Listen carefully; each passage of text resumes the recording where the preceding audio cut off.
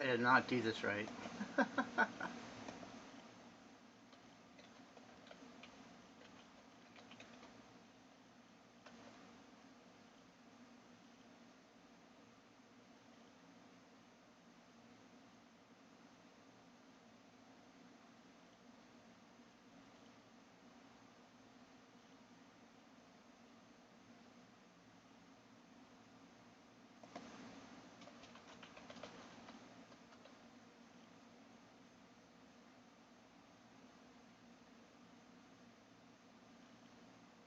I did not do that right.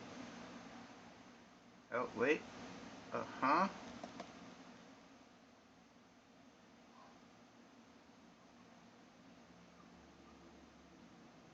Nope. Hmm.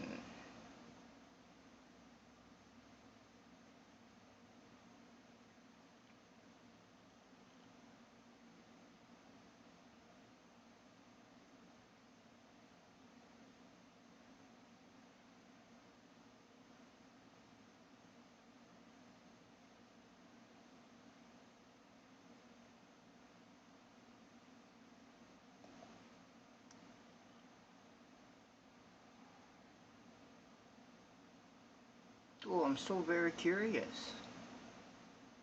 So that is working. So now I think the buzzing phone was just the phone being too cold, and it was random happenstance that the tone went off. But boy, that made my brain go all over the place. That was fun. And so now it's had a chance. So you trade your coffee. That's cool. Huh.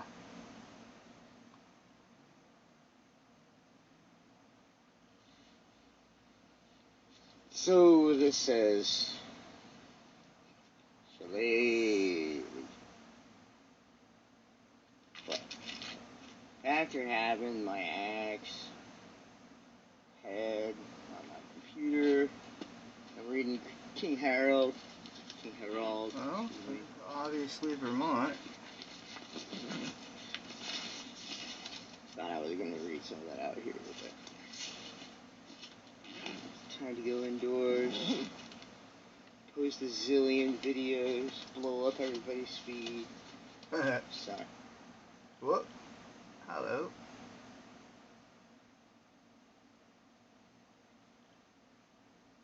Like it's not going to focus anymore. That's what you get. Yeah. You should deliver that paper when I was 18.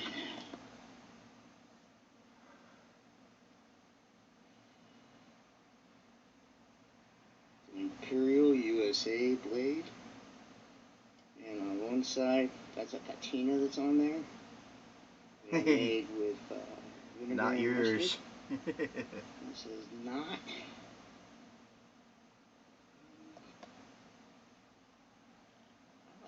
Yeah, little sheath. I think it's cool.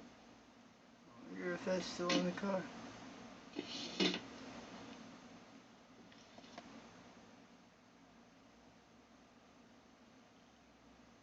Sweet foliage.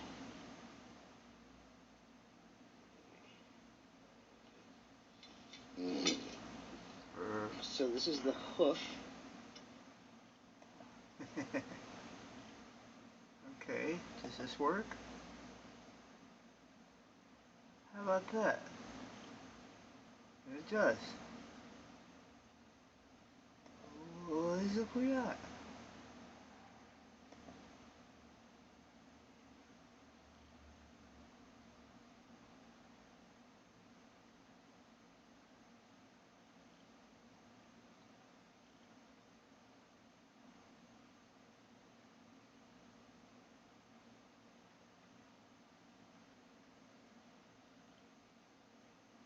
One year ago.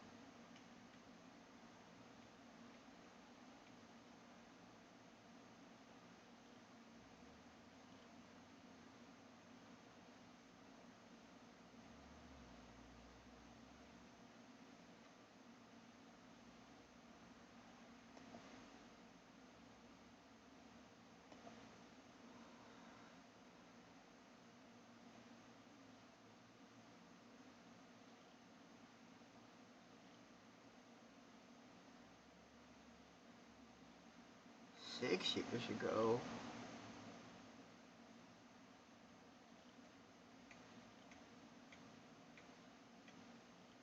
I might have to see if I can't figure this out.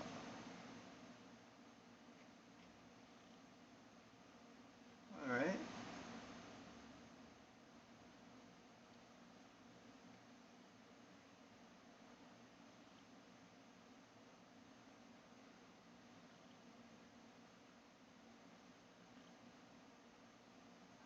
Uh,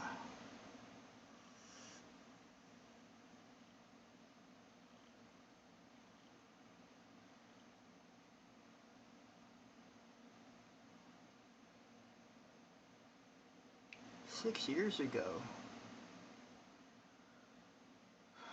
2014, really?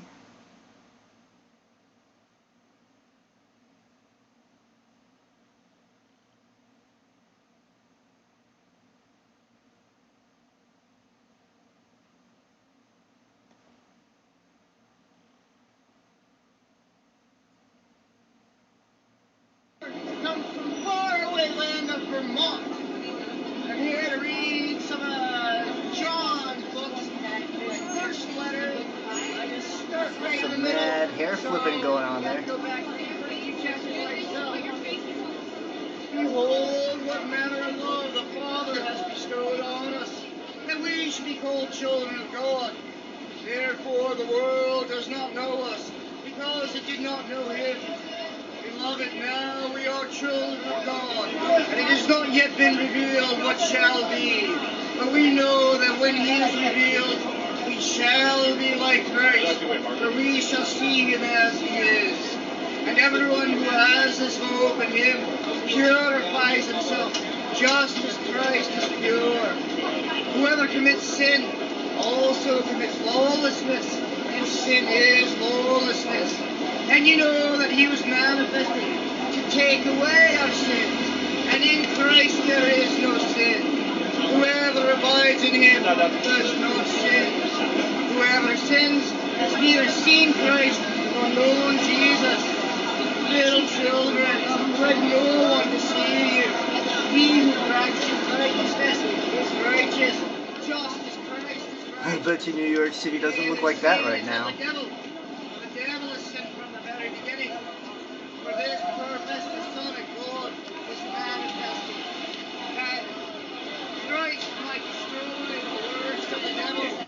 Do not marvel, my brethren, if the world hates you. We know that we have passed from death to life, because we love the brethren.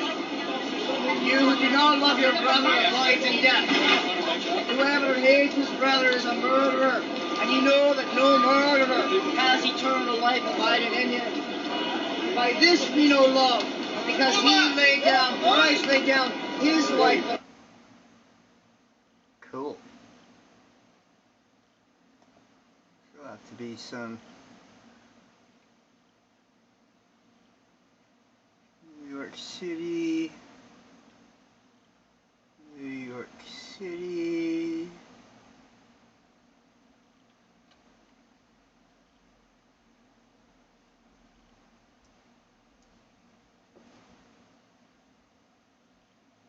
Werewolf sighting at my house.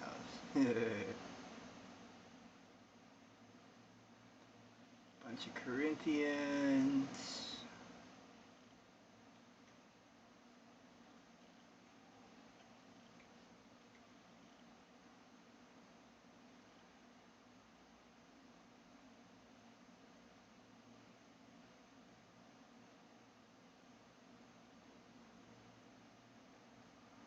Pretend we're building a railroad to heaven.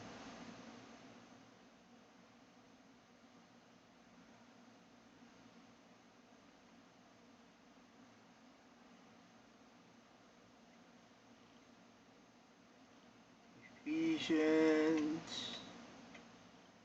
Questions for Christians. I wonder what that says.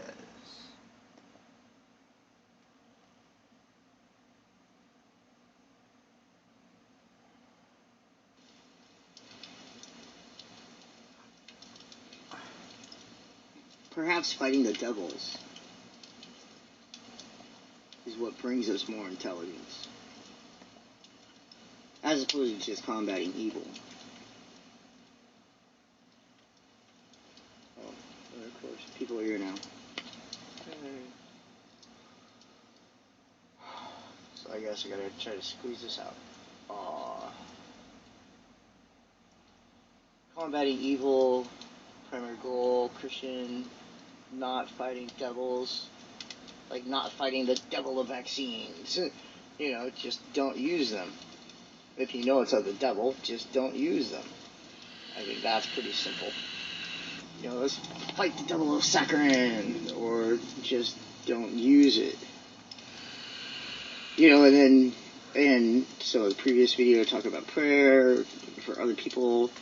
You know, so I don't think it's necessarily right for me to pray that the people I know that drink sucrose, or that's not the word I'm looking for, the other side, aspartame. Ugh. But aspartame is of the devil. So, is that evil? And do we combat that?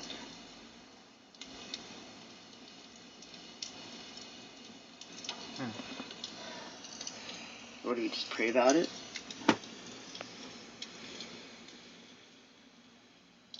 Alright, I need to go turn on some lights.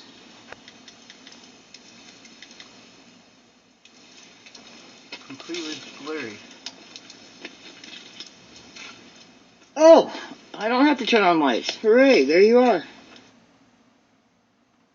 Whoops. No one knows what that just did. Oh, get out of there, thank you.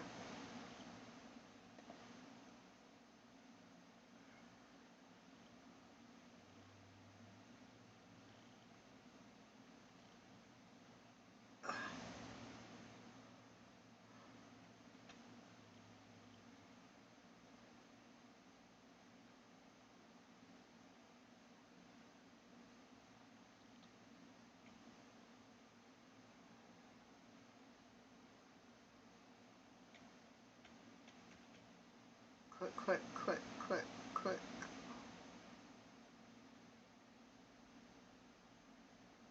I'm at the bottom. Oh, 6 years ago.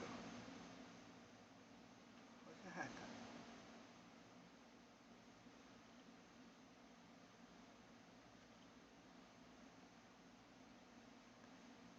There's no numbers.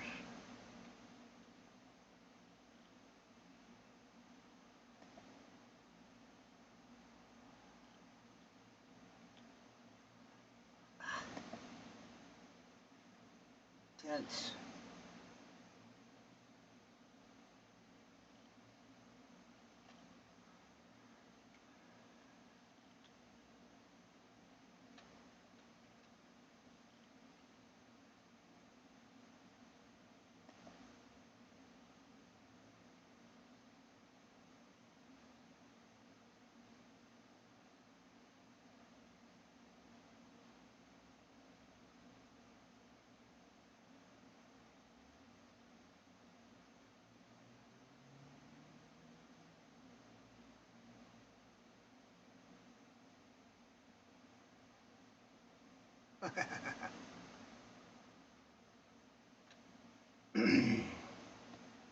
What is this?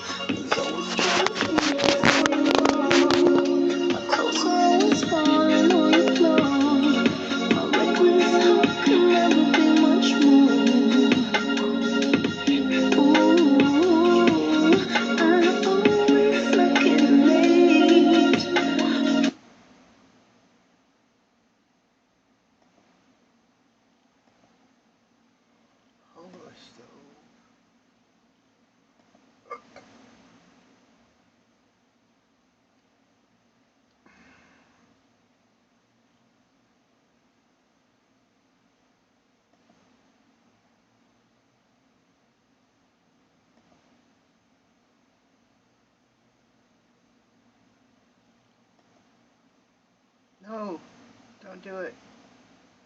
Even if you want to.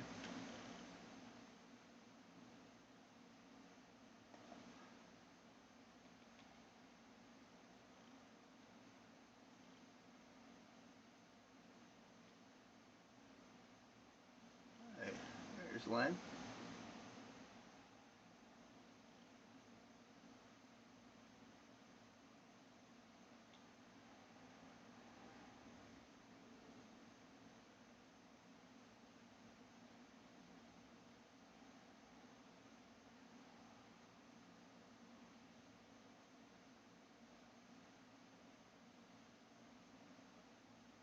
Well, who's afraid?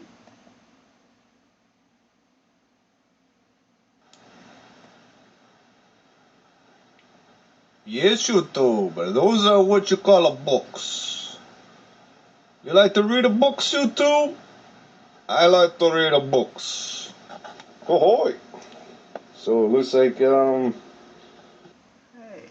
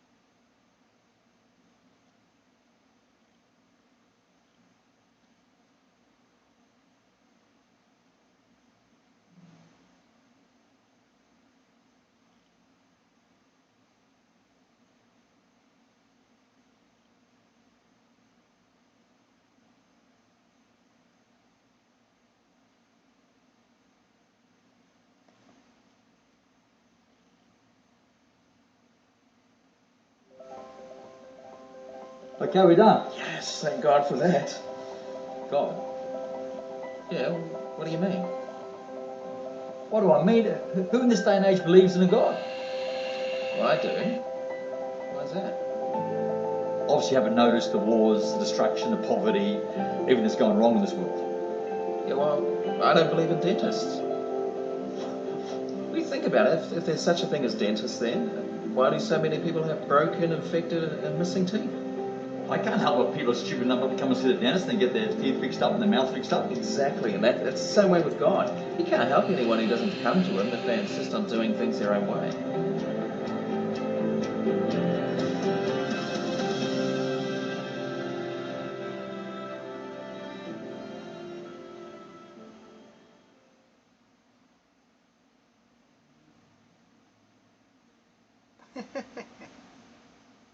I'm Come still to him trying if they to. insist on doing things their own way.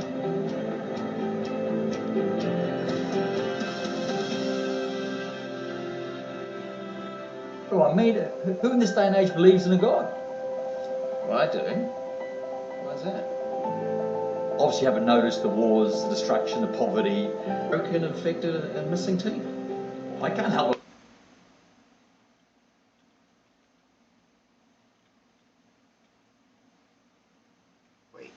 Wait. Oh, M4s. Meat for men. I have found you again. Well, how much fun is that?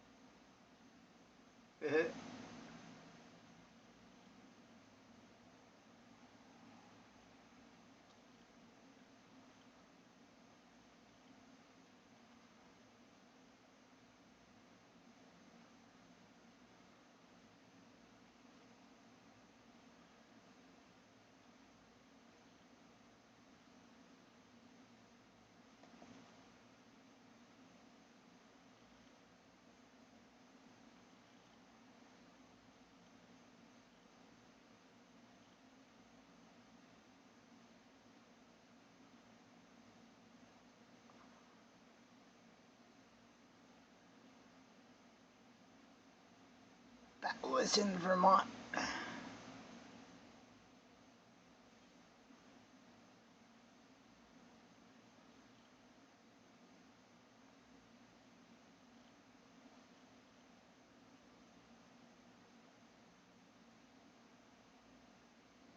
I got called a conservative Republican today on the YouTubes.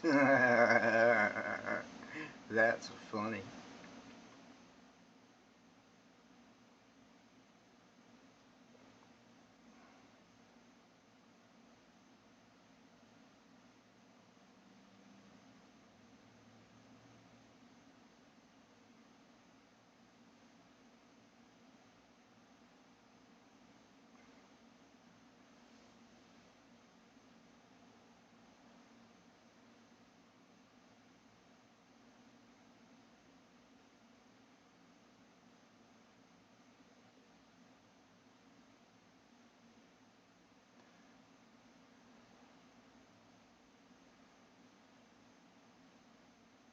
I definitely have to put this up for a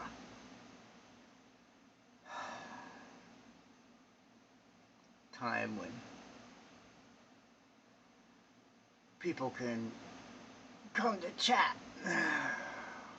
Whatever, 10:30 at night. Maybe a half an hour before the Truthseeker 2020 has his live chat.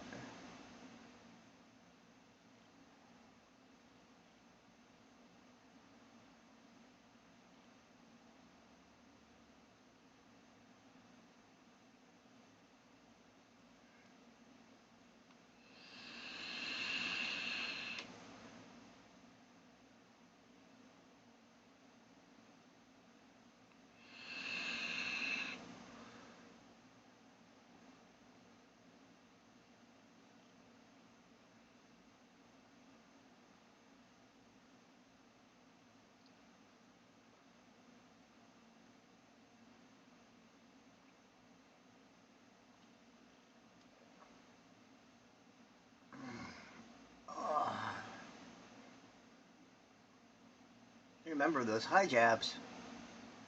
or manly, and the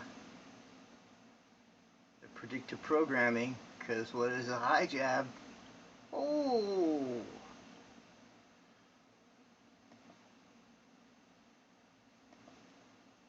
that's what's happening next after the mask, the muzzle, the muzzle, the muzzle.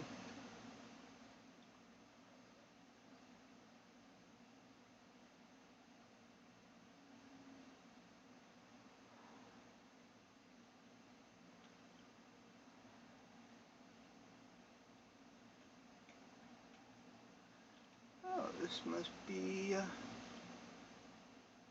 how are we going to survive? Let's look at that.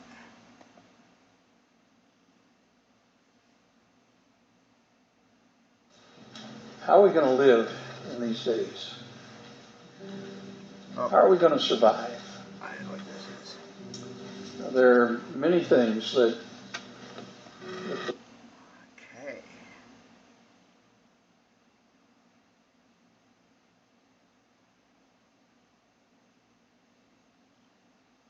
Huh? Well, it is now.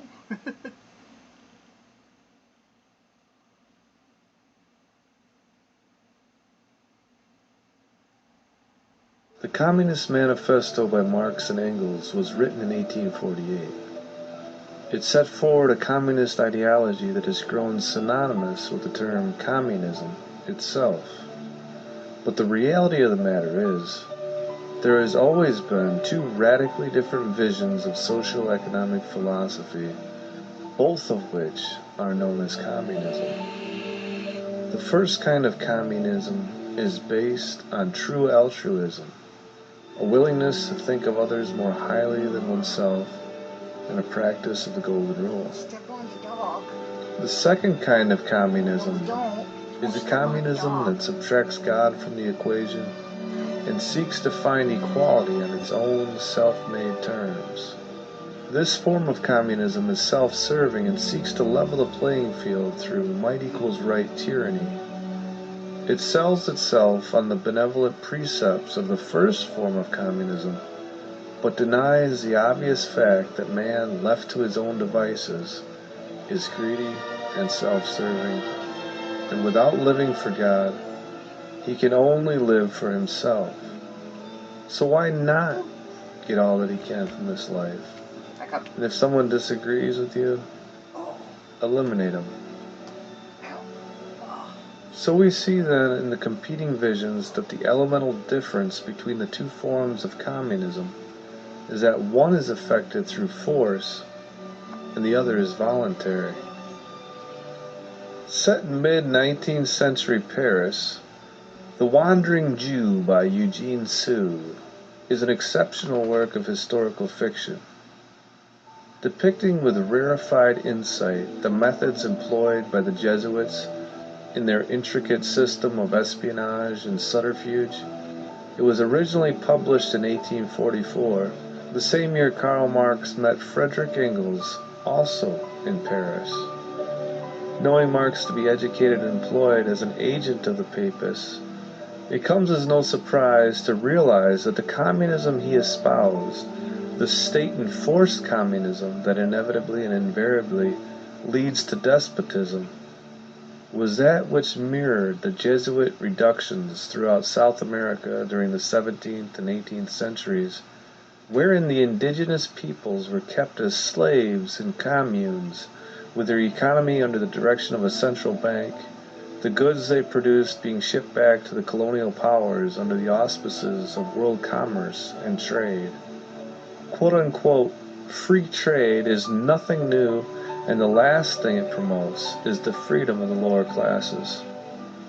The other kind of communism, what might now be referred to as libertarian socialism or voluntary communism, the type of communism of the first century church as depicted in the book of Acts, is something in direct opposition to the manipulative tyranny of Jesuitism, whereas modern communism would seem quite in line with it, especially when mixed with corporate fascism, as we see are the blended ingredients of the New World Order. It should come as no surprise then to see the Jesuit Pope from South America advancing the neo-communist agenda of his forebears.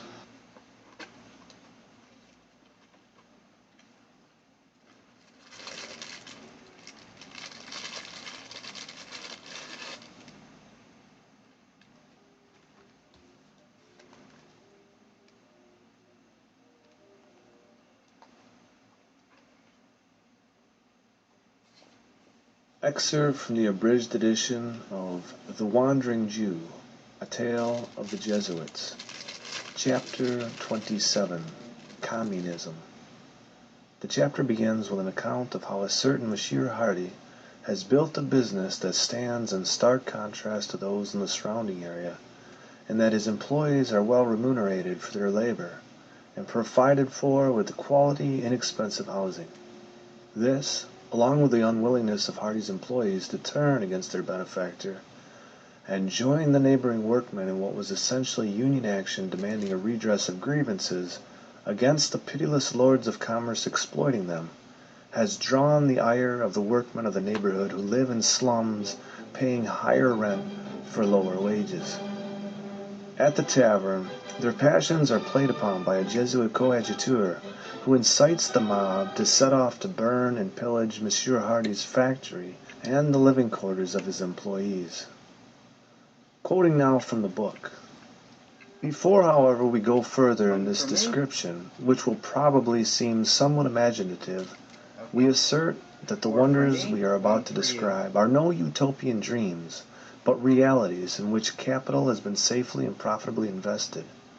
To undertake so great and beneficial a scheme as that of providing a large number of human beings with comforts that seem ideal when contrasted with the frightful lot to which the poor are almost always condemned, to instruct them and elevate them in their own esteem, to cause them to prefer intellectual enjoyments to the degrading pleasures of the tavern, where they escape from the consciousness of their miserable destiny, to render them moral and happy by a generous undertaking which is easy of adoption. In short, to take a place among the benefactors of humanity and at the same time make a profitable employment of capital, would appear fabulous. Yet, this was the secret of the wonders to which we allude.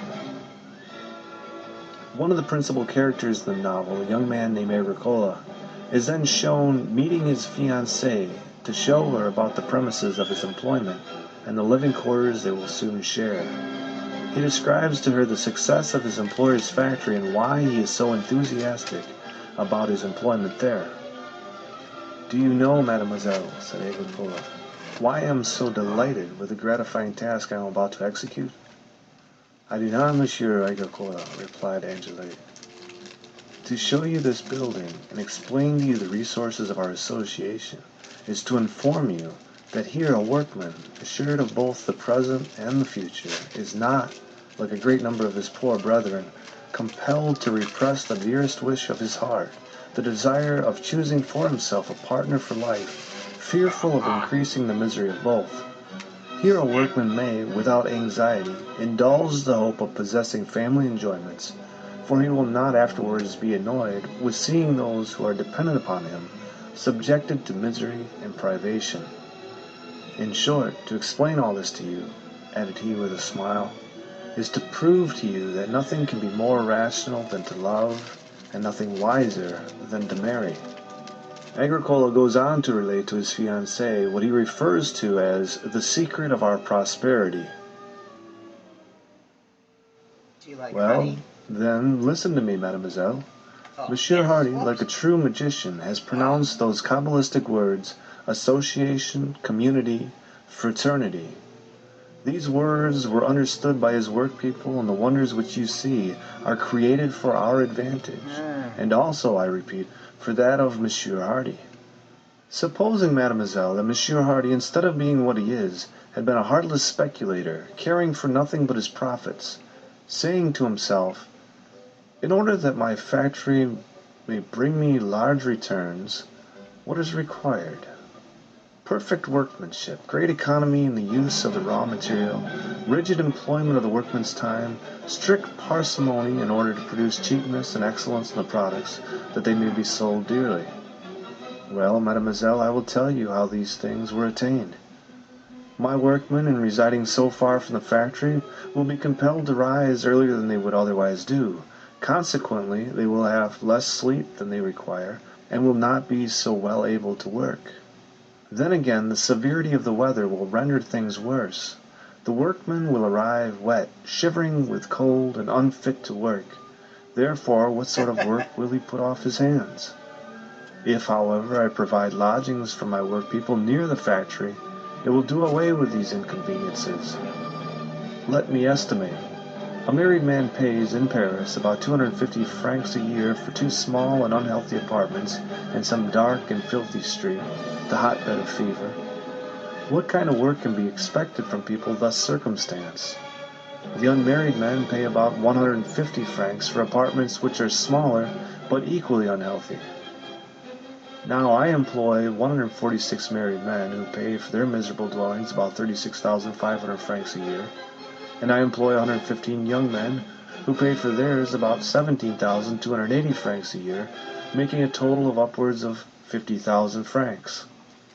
To induce my men to leave their abodes in Paris, I must offer them great advantages. I must reduce their rents 1/2, and in place of unwholesome apartments, they must have them large and airy, and constructed so that they may be heated at little expense. The outlay required to construct buildings for my men will be 500,000 francs at the most, and the rents will bring in from 26,000 to 27,000, so that I shall have good interest for my money, which will be perfectly secure, for the rents will be paid out of the wages. Then again, as it is a well-known fact that men work better when they are well fed, I must persuade them to adopt the principle of association, which will enable them to purchase the necessities of life at half the price they are now paying to the petty dealer. Thus my men will be well fed and well lodged, will be more efficient workmen, which will be greatly to my advantage, independent of the 5% I shall receive for the outlay of my capital. Therefore you see, mademoiselle, that in the pecuniary point, without reckoning other and higher considerations, our employer, while contributing to the comfort and happiness of his workmen, would at the same time be reaping no small advantages to himself. A few words more, mademoiselle, and then you will understand as well as I do all the secrets of our association. We will still continue to take the same view of the intended speculator. He says to himself, "Here are my workpeople in the best condition possible for working well. Now a great deal of my success depends on the economical employment of the raw material. What shall I do to induce my workmen not to waste it? But this is not all. To obtain a good price for my products, they must be faultless in their manufacture. The men I employ work tolerably well, but I must have work that cannot be excelled.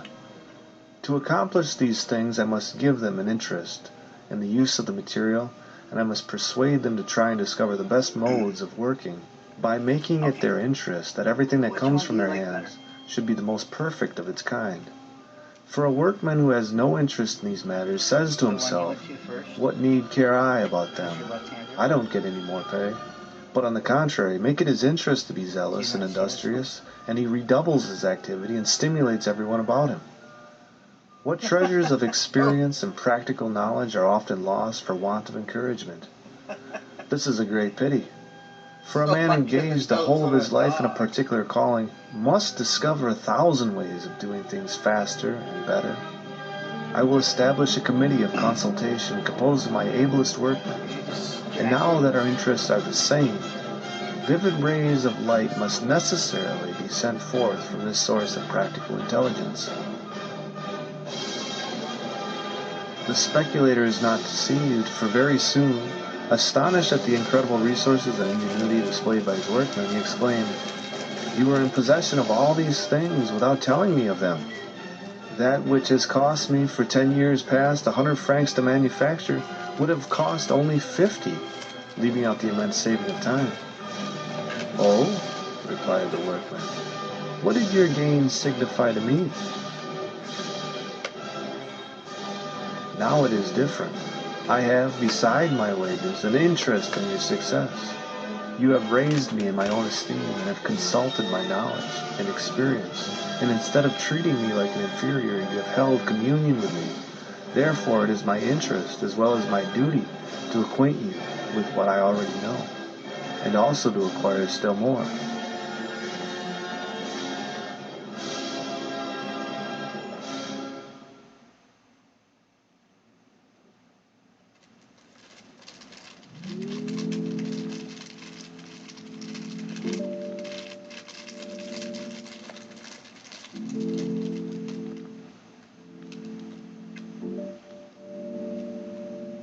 Go up.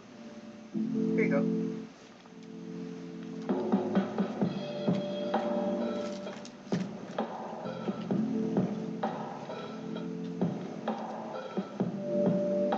World disorders. Oh no.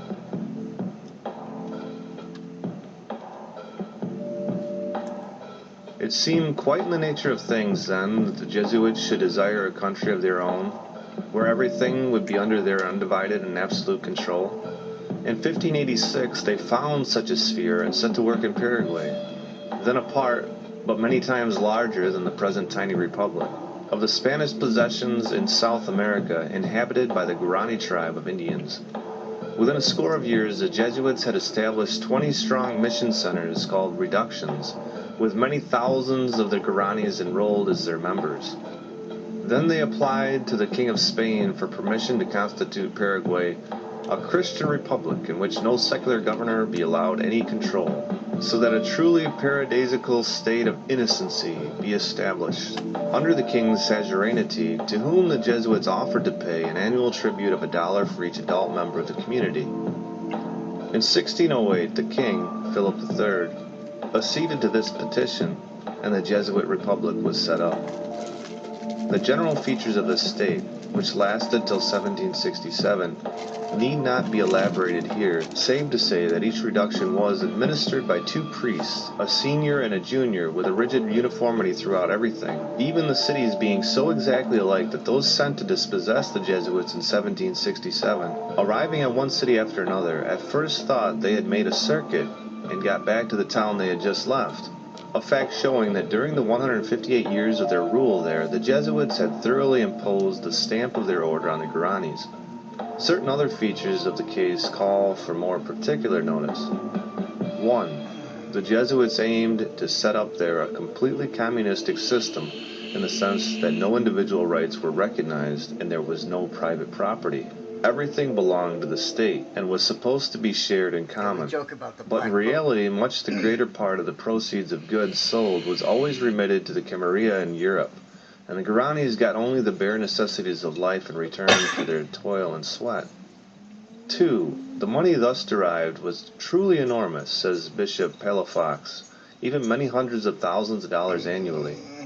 Writing of their revenues in the whole of South America about 1650, he declared their wealth had become so great that the secular clergy of the church will soon have to beg their bread from the Jesuits, who had seized all the sources of wealth. 3.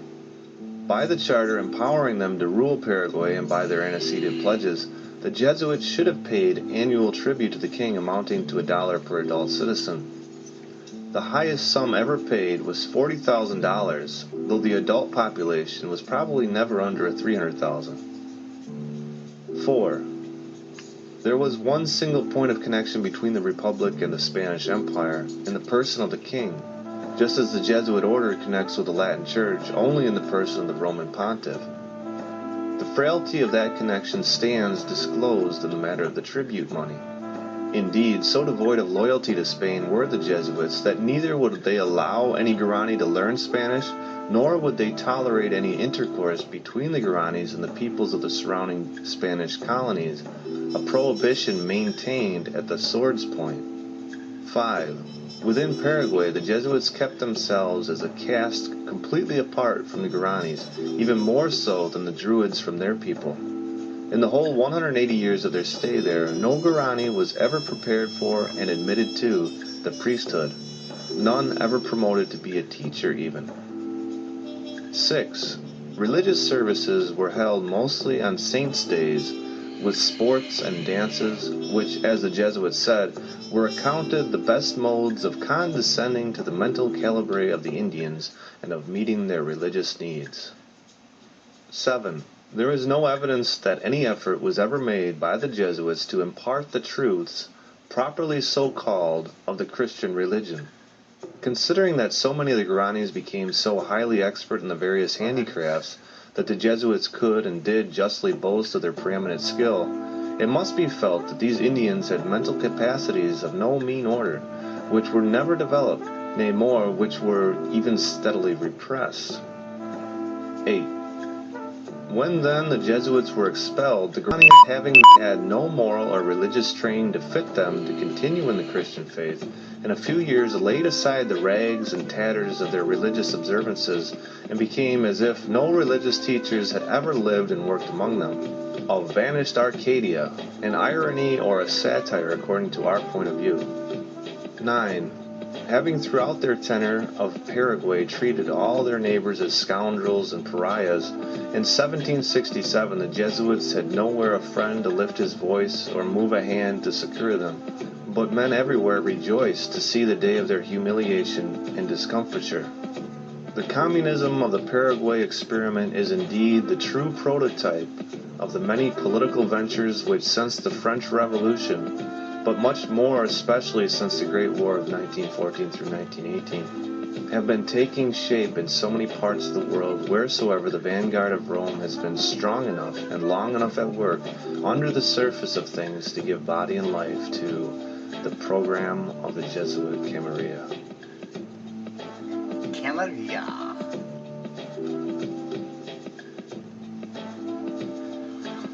What's your vampires? The Jesuit vampires. Karl Marx, the father of modern communism, was himself an occultist and high-level Jewish Freemason, intimately associated with Rome's Giuseppe Mazzini, the most powerful Shriner on the continent and the founder of the Mafia, and Albert Pike, the most powerful Shriner in 14th Amendment America, and a leader of the first Ku Klux Klan. He was privately tutored by Jesuits in the huge reading room of the British Museum while writing the Communist Manifesto based upon the 10 maxims or planks the order had perfected on its Paraguayan reductions and its Maryland reductions. His writings, including the Jewish question in promoting the company's European Jewish question agitation, Marx claiming, "Behind every tyrant stands a Jew, as a Jesuit stands behind every pope," and exhorting the workers of the world to fight and eliminate such a cancer, were financed by the society's wealthy, white, Gentile, cartel capitalists such as John D. Rockefeller Jr. and J.P. Morgan, also 33rd degree Freemasons, who, being in their doctrines and deeds, were in fact the revived old order of the crusading Papal Knights Templars. Brought to international fame in 1870 via the order's Paris Commune, Marx, a racial Jew, was chosen for this task, the order intending to blame all the brutal and savage evils of their absolutist, communist inquisition on the Semitic, Hebrew, Israelitic, Jewish race. This masterstroke of Jesuit genius was fulfilled by the Black Pope's Third Reich with its invasion of Russia during Operation Barbarossa, followed by the order's SS extirpation of infidel European and Russian Jewry with the aid of Stalin, Churchill, and FDR, pursuant to the bigoted and accursing Council of Trent. The Communist Manifesto by Marx and Engels was written in 1848. It set forward a communist ideology that has grown synonymous with the term communism itself. But the reality of the matter is, there has always been two radically different visions of socio-economic philosophy, both of which are known as communism. The first kind of communism is based on true altruism, a willingness to think of others more highly than oneself, and a practice of the Golden Rule. The second kind of communism is a communism that subtracts God from the equation and seeks to find equality on its own self-made terms. Corporate farms. This form of communism is self-serving and seeks to level the playing field through might equals right tyranny.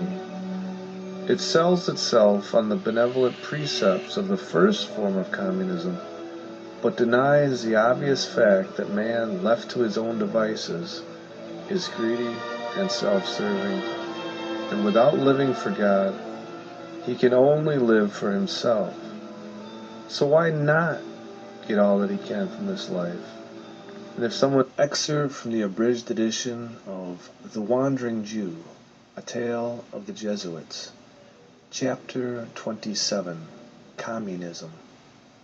The chapter begins with an account of how a certain Monsieur Hardy has built a business that stands in stark contrast to those in the surrounding area, and that his employees are well remunerated for their being shipped back to the colonial powers under the auspices of world commerce and trade. Quote-unquote, free trade is nothing new, and the last thing it promotes is the freedom of the lower classes. The other kind of communism, what might now be referred to as libertarian socialism or voluntary communism, the type of communism of the first century church as depicted in the book of Acts, is something in direct opposition to the manipulative tyranny of Jesuitism, whereas modern communism would seem quite in line with it, especially when mixed with corporate fascism, as we see are the blended ingredients of the New World Order. It should come as no surprise then to see the Jesuit Pope from South America advancing the neo-communist agenda of his forebears.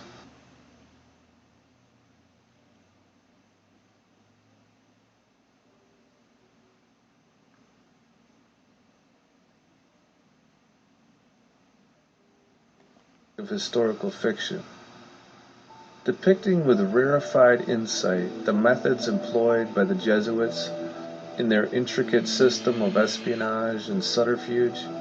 It was originally published in 1844, the same year Karl Marx met Friedrich Engels, also in Paris.